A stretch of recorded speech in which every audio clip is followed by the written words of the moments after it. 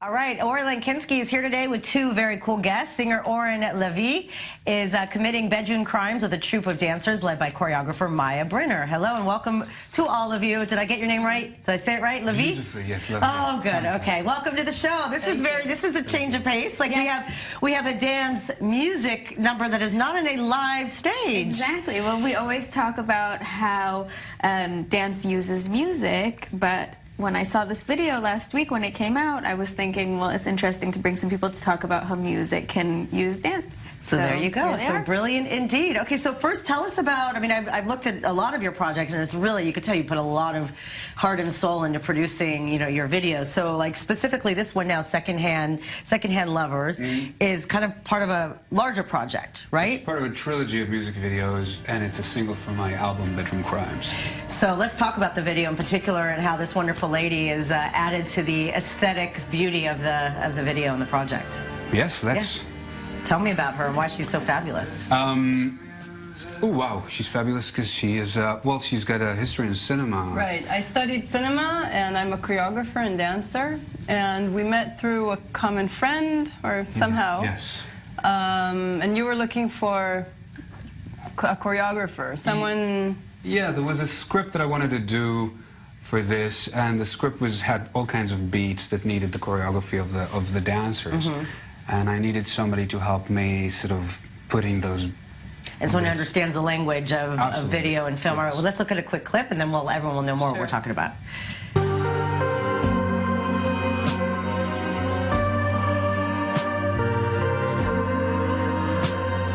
Seasons and sorrows and pictures we took. You'll start smoking, I'm reading a book.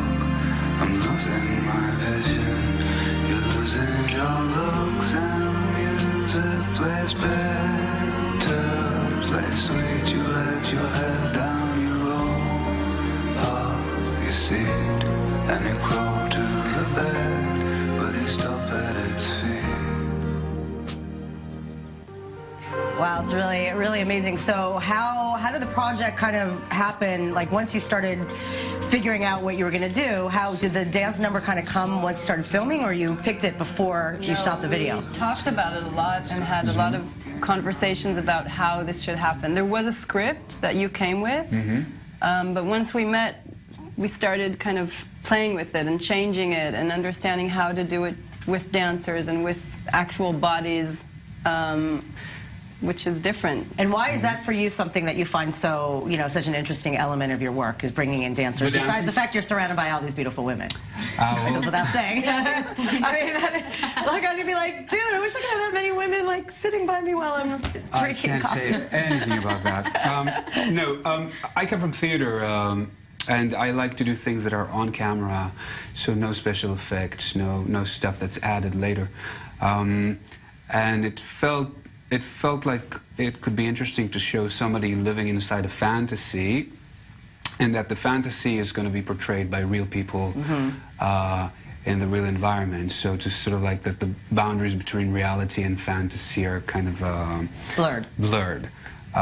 So the script was, you know, I had the foundations of the story. Here's this guy, he lives alone in his apartment with the memory of all his ex-lovers, girlfriends, and we see one day in his life, we see a second day in his life, we establish that his life is sort of like stuck in a certain fantasy, and then something comes along, like in this case, a new romance or a new woman that comes in, and then everything is sort of like needs to be re-examined.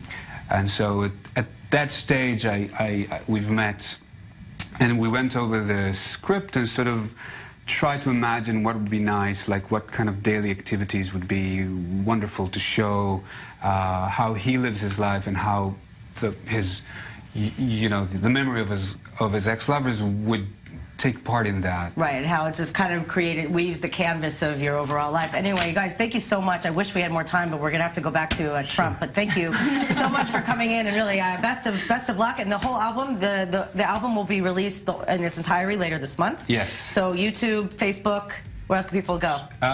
Yes. Everywhere. It's called Bedroom Crimes. It's going to be in the stores, online. Fantastic. And thanks, Oren. Thank you.